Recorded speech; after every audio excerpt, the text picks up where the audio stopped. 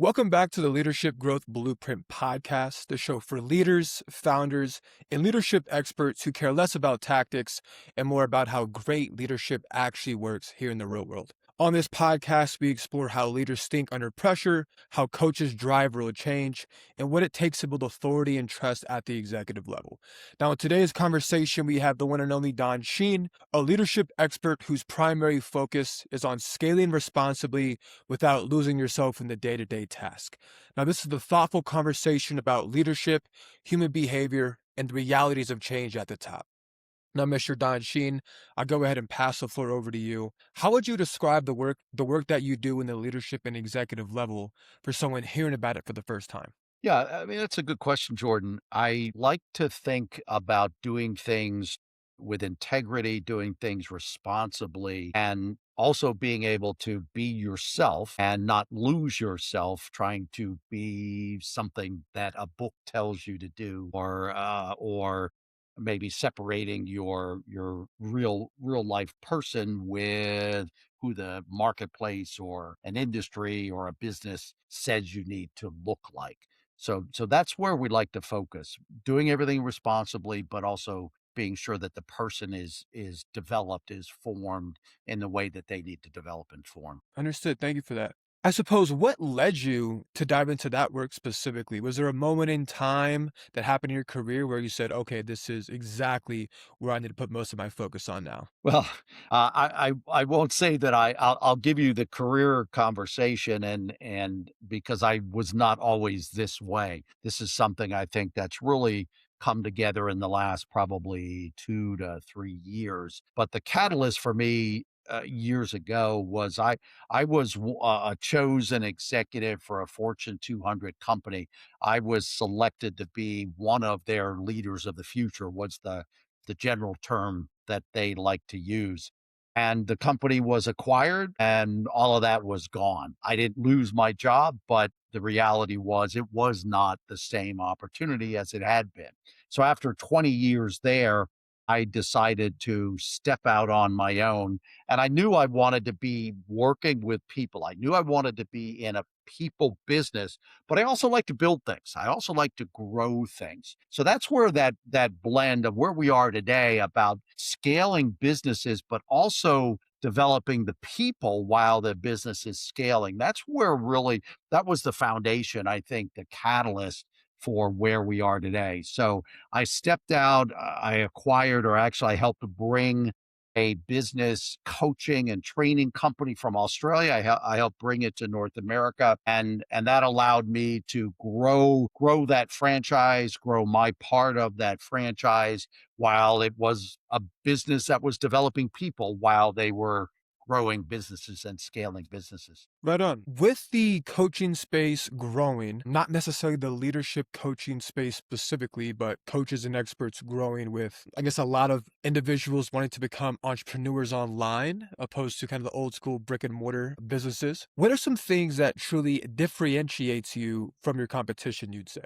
Well, I think the biggest differentiation I spend a lot of time in the franchise industry. So being an influencer and a leader in what loosely is called the franchise industry. So what differentiates me in that space is the fact that I've been there and I've done it. I have worn all the hats, or some people say I've sat in all the chairs that allows me to have a full, almost, 360 view of what's going on in franchising and what's going on in business. So I've owned my own business. I've been an area developer. I've owned multiple territories in franchising. I've also been part of and been a leader, a C-level leader of a broker organization, which is unique to franchising. I've also sat in the CEO chair of a global franchise concept. So I've really done all of the different pieces.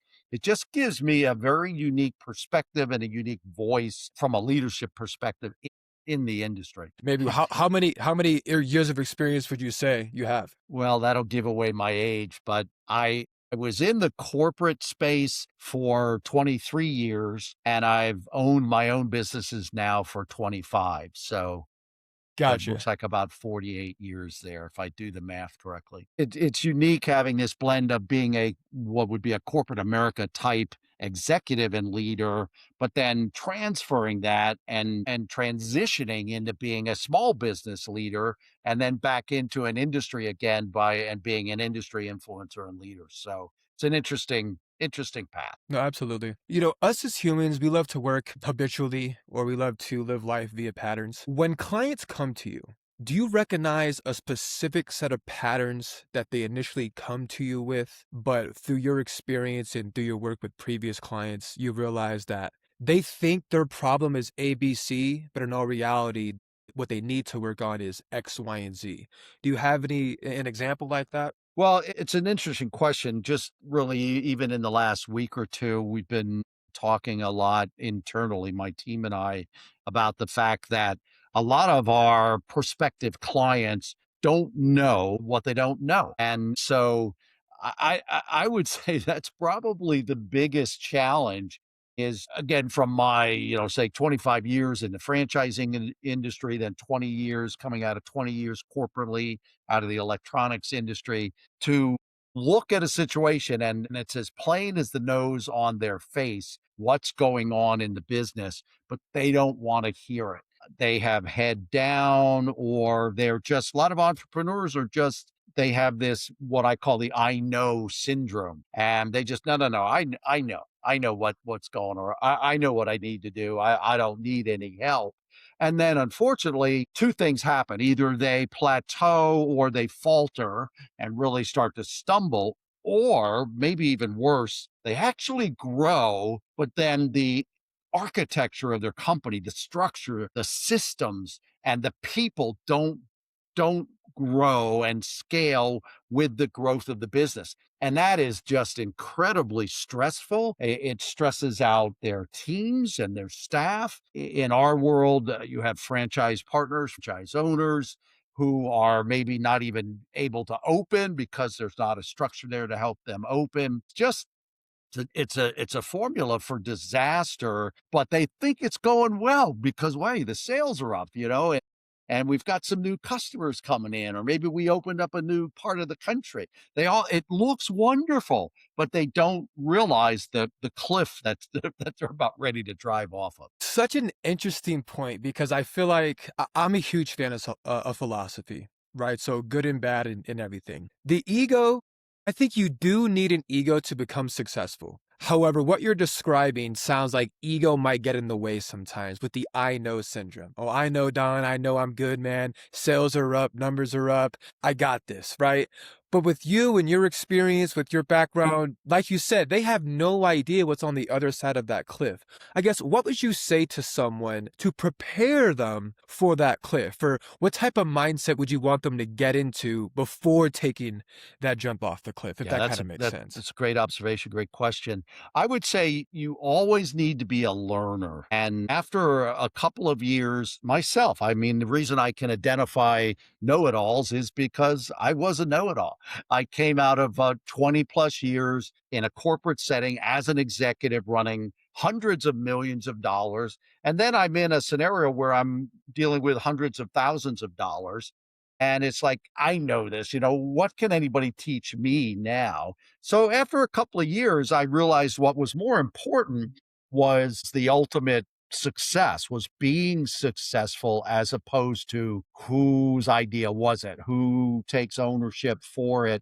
And I started realizing I don't really care who I have to learn from, who I have to access, whose opinion or experience do I need to tap into. I don't care about that anymore. I just want to hit the goals and create the success that I want to create, whether it's building wealth, building people, building companies, whatever it might have been at the time. So after about 2 years of so success, I started to recognize, check my ego at the door and check my I knows at the door. And I don't care who I have to go to. I just want to be sure I'm meeting my objectives and my goals. That shows true character. I feel like as a CEO, as a founder, as a leader, and it doesn't matter if you're in the corporate world or if you're just a leader in your personal life, a leader in sports, corporate world, it doesn't matter. A leader has to know when to take a step back and truly do what's best for the company. Correct? Like you said, I don't care where I source the information from. I don't care if I have to stay up an extra 2, 3 hours. This is what needs to get done to drive the business forward. And if I don't do this, then the people who look up to me are not going to succeed, right? They're That's going to either go for it. No, I was just saying that that's correct, and I think the other aspect of this that's often swept under the rug is that you need to then be consistent. If you have that character to be able to do what we just talked about, you need to be consistent. The thing that can really be a disastrous formula is if you're doing it for a while, but then when it gets tough to do it, you fall back into your old patterns. That again, that's just not going to work in the long term, having people willing to follow you, willing to commit to you.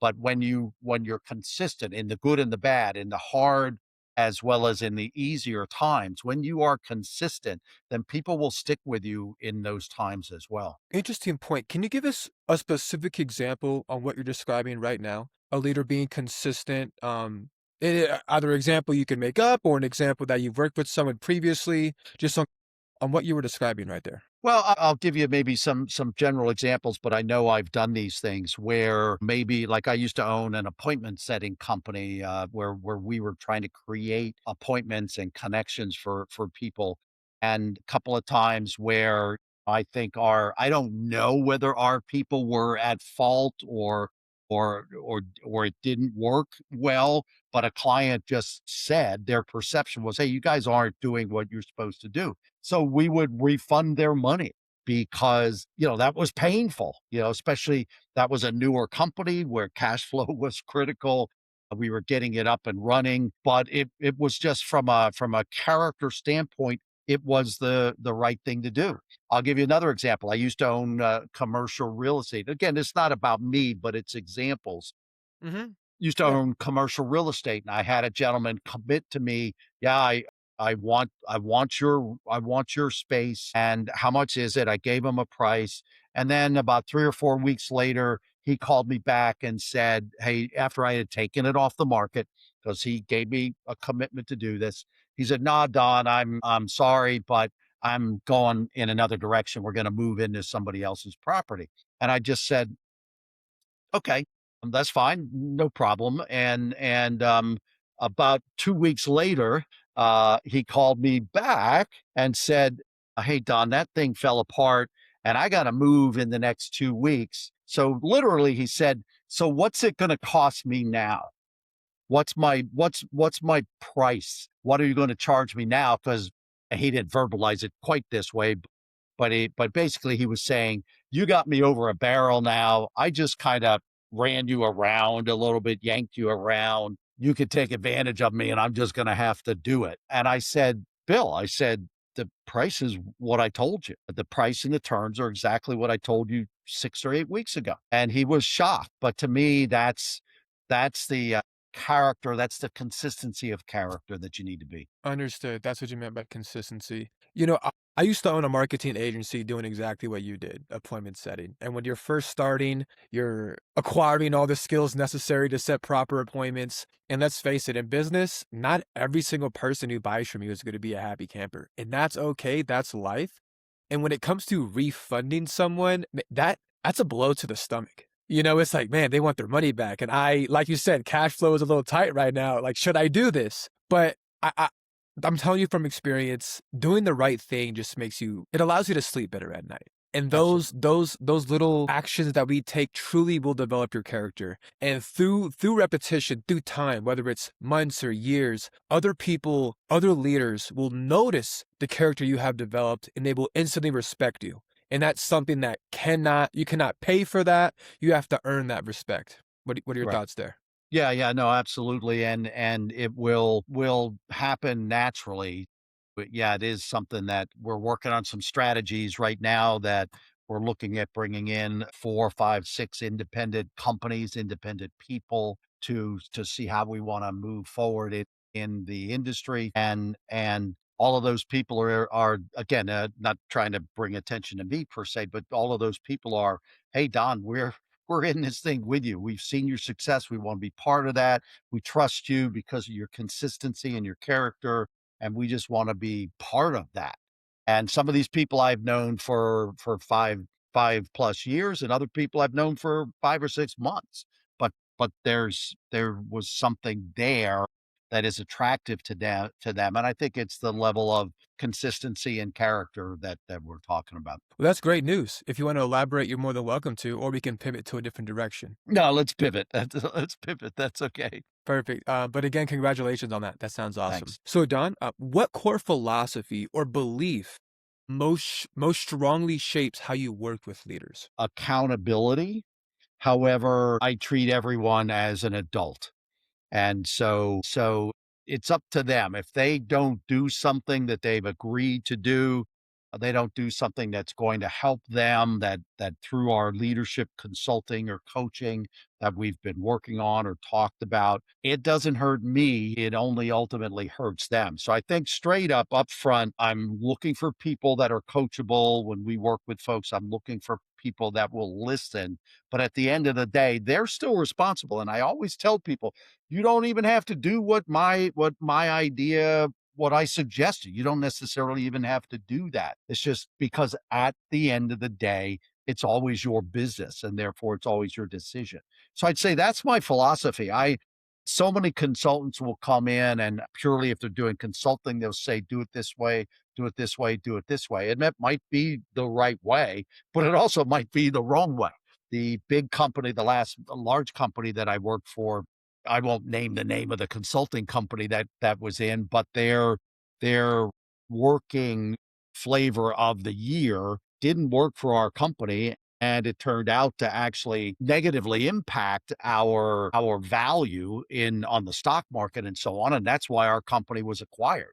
And I point to this company that our this consulting company that our company was paying probably 5-6 million dollars a year for their advice, and it was the wrong advice. So my belief is always, in my philosophy, bringing it back to your question, when we're working with people, is it's always ultimately your company. You can, based on my experience, I'm here for a reason, but you can always do what you want to do. And going forward, that way they know I'm not trying to just beat something into their head, or I'm not just trying to tell them my way or the highway. They know in that way they then take responsibility, which is what's key. They have to take ownership. They have their decisions. That's extremely interesting because personally, if I'm invested into a consultant, to a mentor, to a coach, I'm gonna listen to their advice for two reasons. One, I'm financially invested into this opportunity, and secondly, I trust them enough to give them money. So why would I not take their advice? You'd be surprised. So we have, and I have fired clients because, hey, it just wasn't working. I'm here and you're not doing anything we talked about. You're not taking any responsibilities. You're sort of listening to me, but you're not doing anything different. Why am I here? And in those scenarios, often the coach or the consultant will get the negative press, because that's the type of person that won't take responsibility or ownership. And if they say anything about you, it's probably going to be negative. So I'll end those relationships. I have no problem firing a client that it's just, you just know it's not working. And you could tell after 2 or 3 months that this was the wrong engagement to take on. And when I say fire, we do it professionally or in a professional manner. But we just end it before it's going to naturally end anyway. It's not worth a few $1,000s here or there for me to keep somebody like that. Absolutely. Someone who's also a business consultant or marketing consultant, I've also had to fire clients where they simply weren't doing what was asked of them. And if you want the expected results of what you paid for, you're going to have to put in the expected action steps to get the result, right? So kudos to you for doing that. I think it's not worth the stress. I think, like you said, the squeeze or the juice isn't worth the squeeze with some of those clients, you know? Yeah. Yeah. Yeah. I got a question here for you, Don. If you can teach every leader one principle that consistently creates meaningful change, what do you think that would be? Well, I don't know about meaningful change, but I'll just say for performance, for success reasons, I like to take a holistic approach. If you're because I've seen too many people over my many, many, many years that they were wildly successful in their business, but then their marriage fell apart Oof. or their family relationships fell apart or their health fell apart. One of the things I tell as we've counseled thousands of people over the years, and I'll tell them before you buy a business, before you would invest in a franchise that you're going to run, how's your health?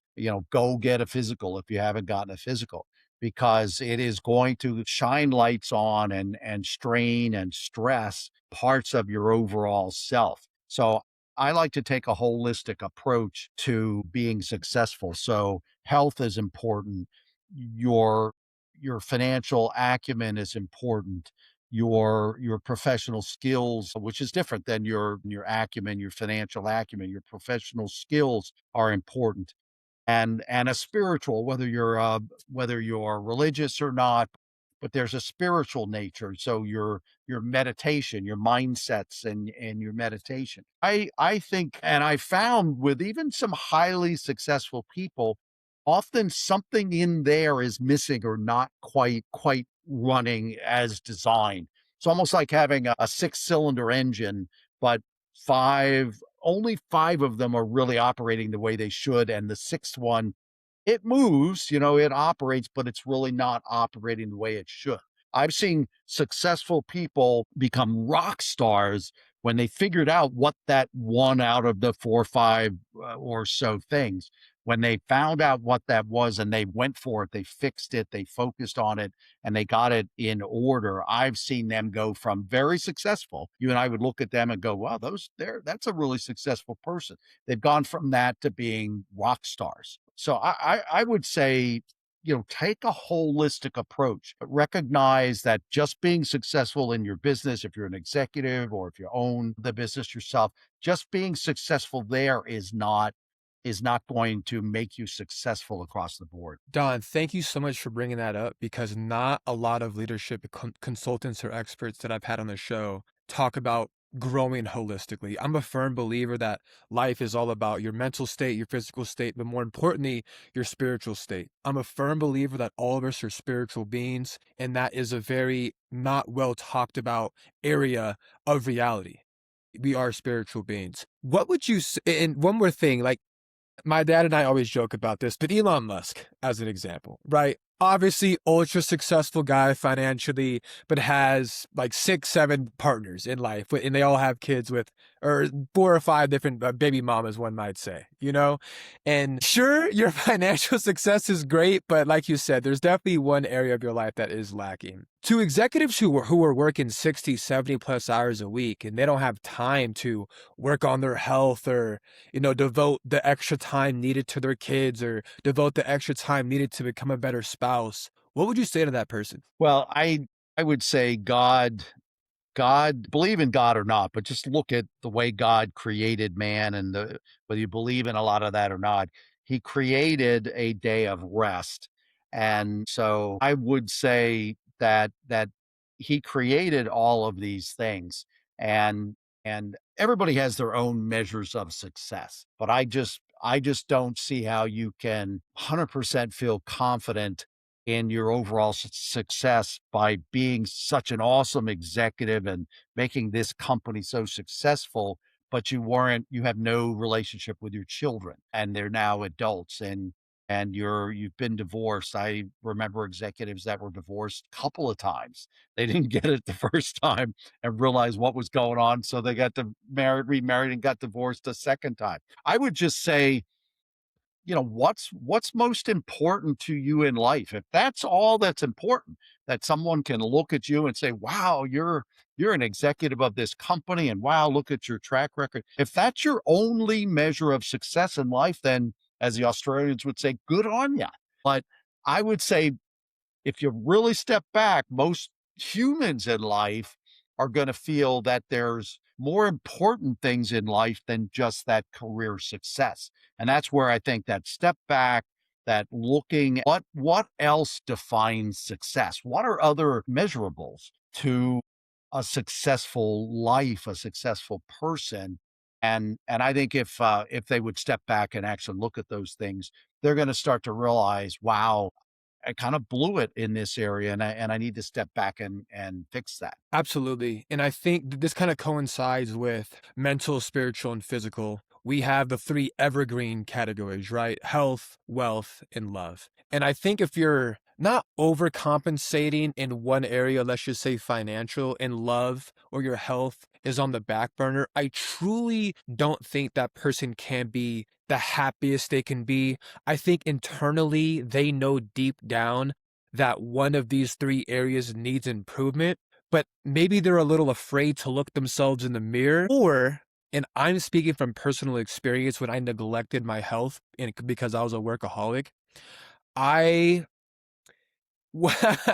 I was using finances or using money to essentially cope with something internally that I thought was wrong with me, if that kind of makes sense. And I quickly realized that this is unhealthy. I'm actually depressed. It looks like I'm happy on the outside, but internally I am not happy at all. And it led to some pretty serious health issues. Completely changed. We are completely filled in all three areas of life now, and I'm really grateful for that. But I guess, what do you think has to happen for someone to look themselves in the mirror about those three categories of life: health, wealth, or love? Yeah, it's funny.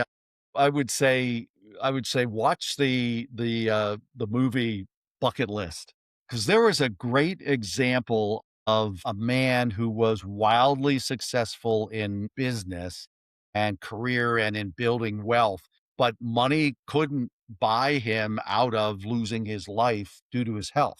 And even if I remember the movie correctly, he was the owner of hospitals or the administrator of hospitals and so on, and even going to the having enough money to go to the best hospitals in the country was still not going to save his life. And what did he did? So then he estimated how much time he had left in life, and then he started to live life. And so honestly, I would say if anybody's really wrestling with this, I would say go watch that movie and then see what you think, because there's the perfect and even then that's a movie, but you even look at and I'm not a study or a person who studied Stephen Jobs, but if I'm not mistaken, he died early. He died pretty young, and it was a great example. It really was a great example of a brilliant person whose life was cut short. Brilliant, wealthiest, etc. But that didn't get him anyway. Now I don't know what he did with his family. I don't know any of that stuff. But it's not just a movie. This is real, when some of the wealthiest, most successful people in life, their lives are cut short. And I don't want to be one of those who looks back and has to rethink how much time did I spend with my kids or how much time did I spend with my grandkids. I want them to remember he wasn't just successful in business; he was successful in. Because at the end of the day, isn't that what truly matters? I mean, yes, everyone needs financial success. Everyone has, bills to take care of or food to put on the table, obviously some leisure activities you want. But going back to hanging out with your kids or hanging out with your family, I mean, God forbid we end up at this point, but when we're on our deathbed, I think that's what we're going to remember the most, you know?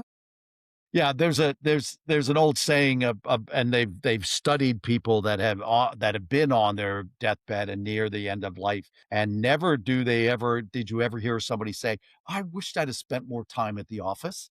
Right.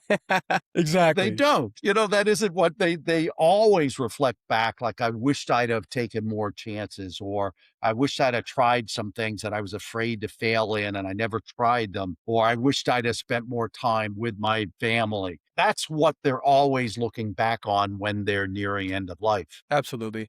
Let's go ahead and take one more pivot. Don, you mentioned at the very beginning that you work with businesses scaling through integrity and scaling while staying true and consistent with themselves. Do you mind giving us like a high level overview of exactly what that means, or possibly an example or any stories that you have on about that specific framework? Yeah, I think what I'm talking about and what we're trying to continue to get out into the market more is that it's almost back to that holistic standpoint.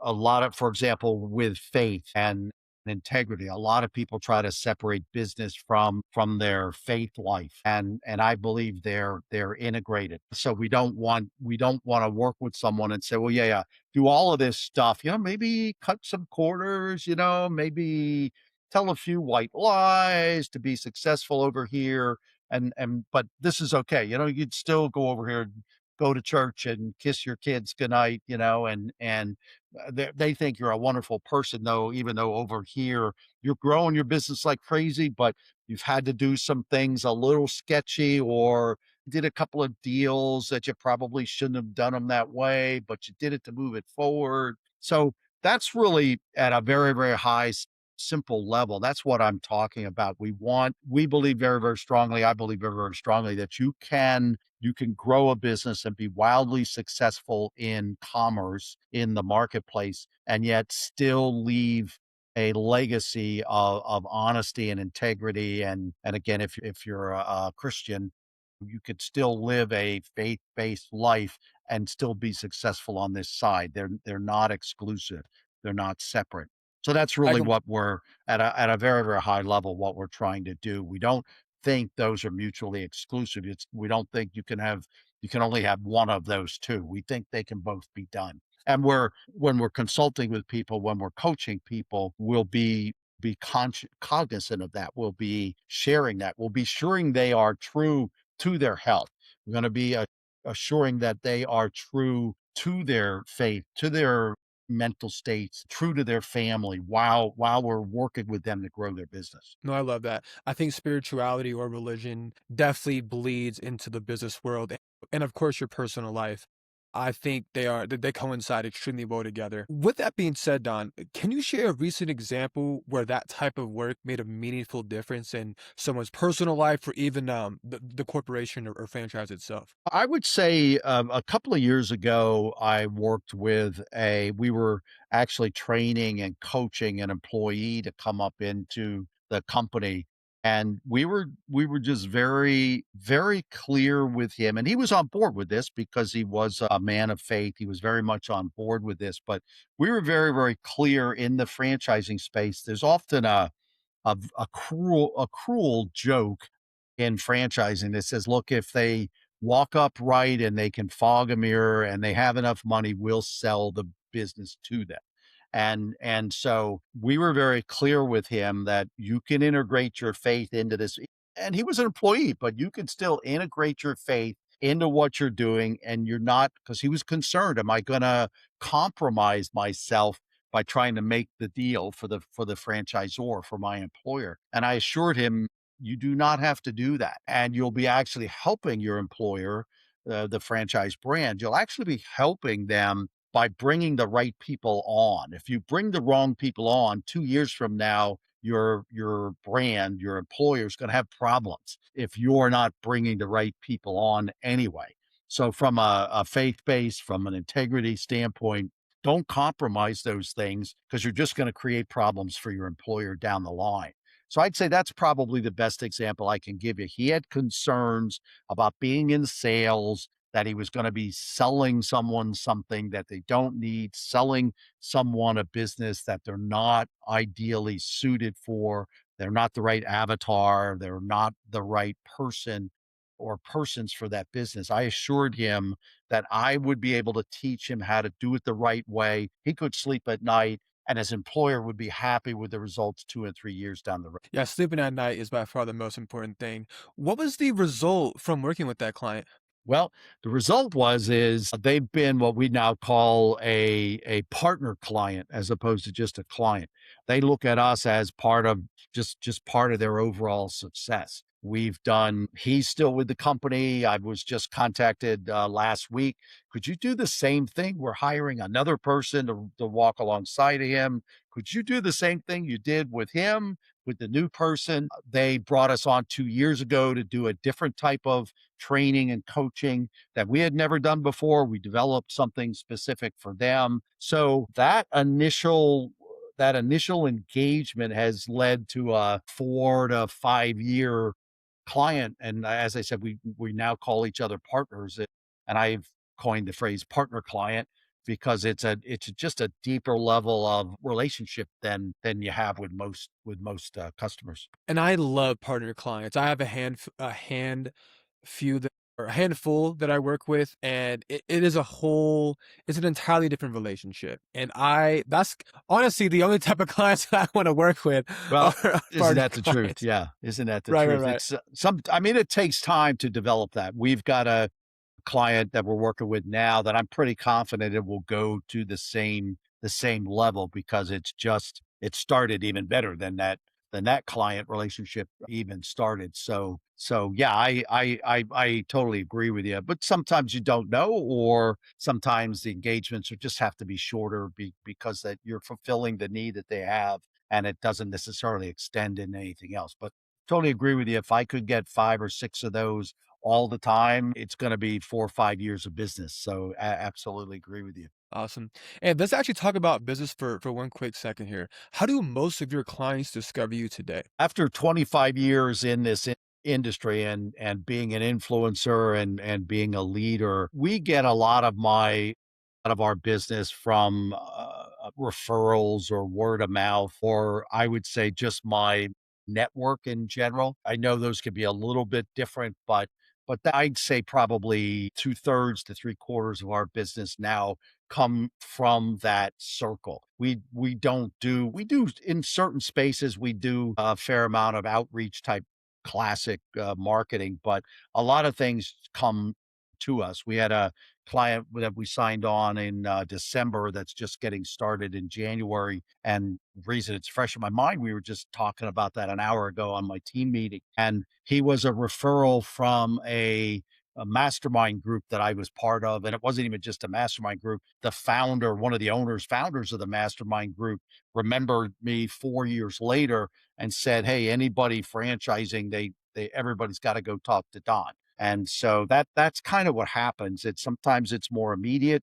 And like I said, in this case, it was 4 years ago that Eddie and I made that relationship, but it's turned into talk to this gentleman. He didn't think much about it. He didn't think twice. Eddie referred him to me, and he's not going to go shop. He's not going to go shop our services. So that's, like I said, 2/3, 3/4 are going to come referrals or just my network. People know of us and they'll contact us. And honestly, Jordan, if we can't do it, although we're strategically beginning to create the go forward ability to handle pretty much anything in franchising. That's sort of under non-disclosure right now. But fundamentally, if somebody came to us with an opportunity and I didn't feel we were the best people to do that for them, I'm going to tell them, and I'm also going to try to refer them to the right people. We won't take on something and then try to go figure it out. Yeah, but that also ties into your integrity, right?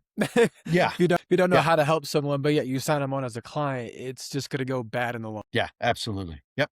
100%. Before having so much influence in the marketplace and primarily or your primary source of business comes through inbound referrals or word of mouth, did you use any sort of marketing material or channels that allowed you to attract the right type of client? And to give you some context, the reason why I'm asking this is for someone who's probably newer into the leadership coaching space or maybe a coach in a different sector of business. I guess what sort of advice would you give them? Yeah, that's a great question. I would say the one thing I've learned many, many, many years ago, decades ago, is that you need multiple strategies, multiple marketing strategies in order and operate them simultaneously in order to be successful. So, for example, years ago, print. And so print would be one. So in a magazine, in a newspaper, whatever, that would have been one strategy, a couple of different campaigns inside that strategy, but that would have been one strategy. But if that's all I ever used, if something goes wrong, like, hey, newspapers aren't read anymore, if you're only locked into a single strategy, it's you're very vulnerable. Your business is very vulnerable. I always use the example of years ago, they used to sell cemetery plots by phone, telemarketing. No way. 95% of their business was telemarketing. They would catch you just as you're putting in the second or third bite of food at your dinner. Then what happened? the government came up with this thing called a no call list, and it just crushed that industry for years because that's the only way they market it. So you need multiple strategies and you need to operate them simultaneously in order to be successful. In recent years, so an asterisk on that or a follow up on that, Jordan, in recent years, I would say it's you've got to be on LinkedIn and not just on there, but you've got to know what you're doing. You've got to set up your profiles correctly. You've got to know how to reach out. You've got to know how to search for your ideal avatar. But if you're not using LinkedIn, you're crazy. Because as a sales guy for a lot of my career, I would have killed for that type of information to find out that type of information about a person and a company that everybody gives up freely on LinkedIn nowadays. So it's an incredible, incredible opportunity is to find exactly who you're looking for through LinkedIn. And then there's plenty of ways to learn, or you can pay somebody in the Philippines to do it for you, or you there's platforms that you can use that will set up and run automatically with LinkedIn. But if you're not using LinkedIn, you're crazy. You're just absolutely crazy. No, amen, Don. And yes, about LinkedIn, how I schedule all of my podcasts, LinkedIn, how I acquire all of my business, LinkedIn. And I will say LinkedIn for professionals is a far better marketing channel than Instagram, TikTok, Facebook. Like if you're selling to consumers, like everyday people, fine, whatever. But we're professionals, right? We're going after the corporate franchisee world. LinkedIn is the place where you need to be. And one more note on that. In regards to I guess isolating yourself to one marketing channel is 100% a huge mistake. I love to take the octopus approach when it Mhm. comes to marketing, where you have your hand over here, over here, over here, over here.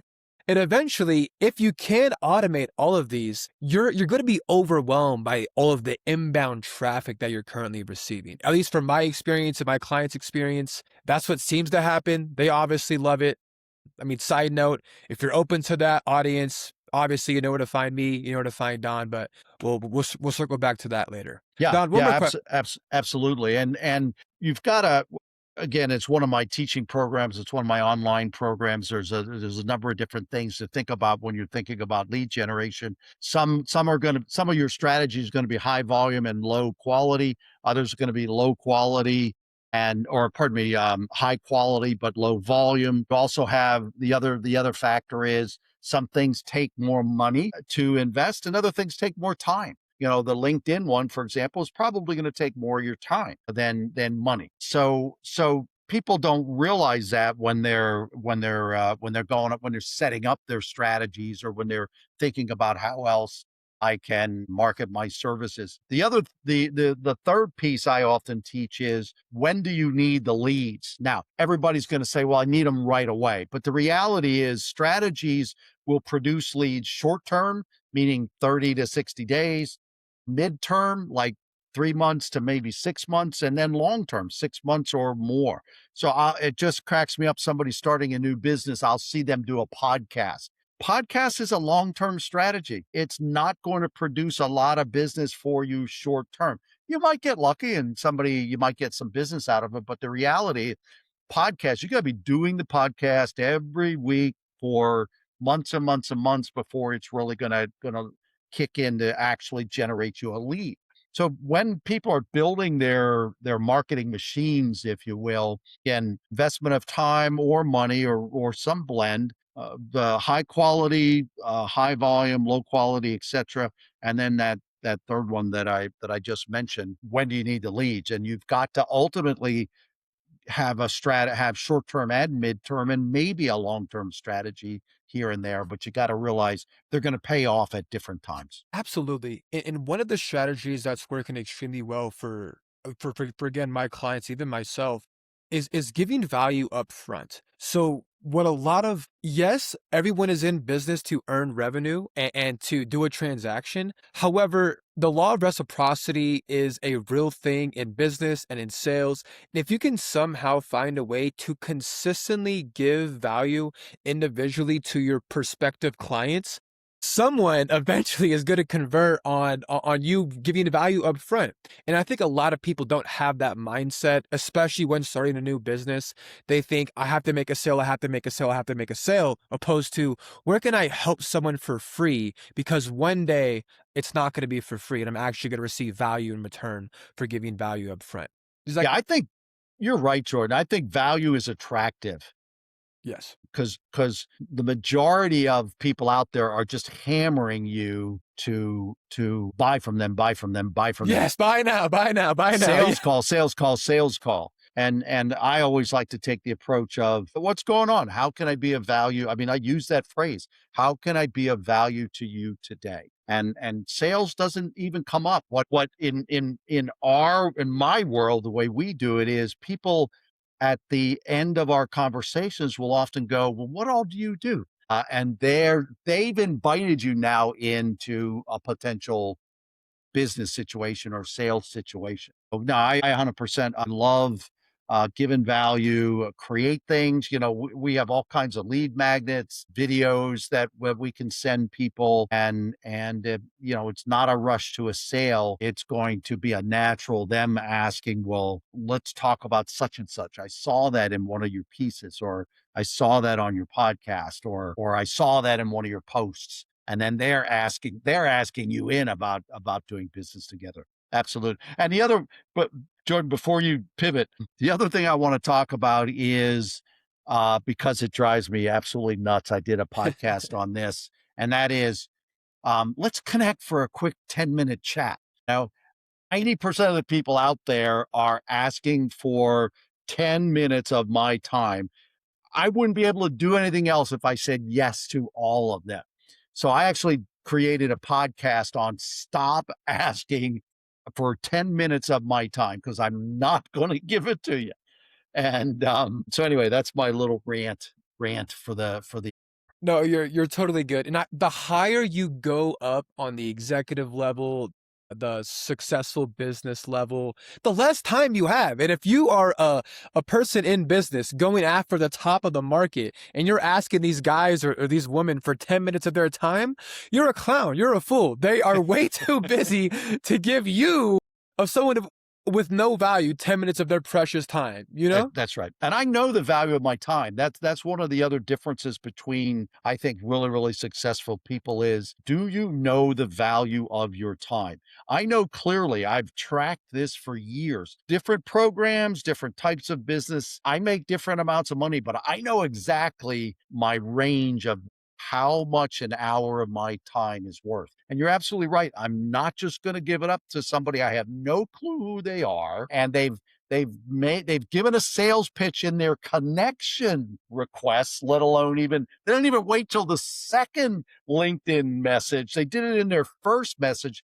There is no way I'm giving that person 15 minutes of my time. No, and good for you, Don. You shouldn't. I do think we have about 2 or 3 more questions here in regards to leadership and the characteristic traits that that leaders need to possess. If you had to give one skill or one characteristic trait the most valuable to become a leader, what do you think it would be? Wow. That is tough. That is a tough question, and you saved it for last. You know, you're making me work harder at the end here. Jordan, I think it's really the being consistent, being authentic, being consistent. There was a Dove soap commercial years ago that talked about being comfortable in your own skin. I mean, right now, and this has been me for many, many years. I'm very comfortable in my skin. I feel I'm pretty doggone consistent, and what you see is what you get. And I'm not necessarily for everybody, but you've got to have that level of confidence to say, I think we're going to walk away from this one, or yes, this is the client I want to work with.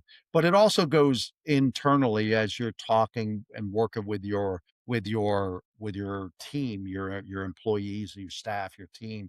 I remember a lady said to me, and she was a Christian, and I'm a man of faith. And she said to me one time, she was my bookkeeper, and she said to me, "Wow, I've just never worked for someone that does this and does it the way you do it." So I would just say be who you are, be consistent, but it's got to be a kind of a 360 consistent. You can't be one way with your customers and a different way with your staff. And then it's the same way with your family and your other relationships. I think you've got to be really, really consistent. Know who you are and be consistent. Don, it was a pleasure having you. Where can the people find you, my friend? I think the best way, look me up on LinkedIn, just be sure, and you've got the right spelling down here. Look me up on LinkedIn. My LinkedIn is probably better than our website. Our website is franchisebuildingexpert singular.com. But look me up, Don Schin, on LinkedIn. That's probably the best way to reach me. Connect with me on LinkedIn, and I'll give you a lot of value. Absolutely. I love that. Yeah, audience, we'll go ahead and leave Mr. Sheen's information down in the show notes. If you're watching this on YouTube, it's gonna be in the description. For everyone tuning in, it was a pleasure having you. Thanks for tuning in again, and we hope you enjoyed. We'll see you on the next one.